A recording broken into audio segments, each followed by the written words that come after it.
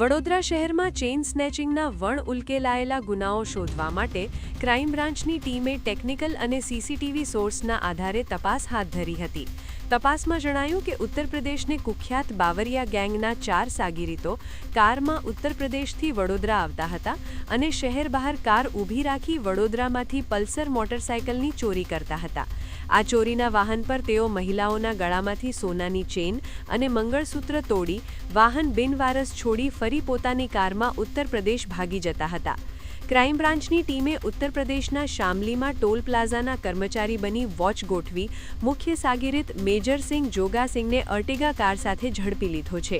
આ ધરપકડથી પાણીગેટ, કુંભારવાડા અને ફતેગંજ પોલીસ સ્ટેશનના કુલ 3 ગુનાઓનો ભેદ ઉકેલાયો છે અને કુલ ₹3,05,600નો મુદ્દામાલ કબજે કરવામાં આવ્યો છે અને નહીં પકડાયેલ નિતિન ઉર્ફે ગુલ્લર કૃષ્ણા બાવરિયા, સંજય ઉર્ફે સંજુ મુકેશભાઈ બાવરિયા અને સેન્ટી બિટ્ટુ વઢેરા વિરુદ્ધ તપાસના ચક્રો ગતિમાન કરાયા છે.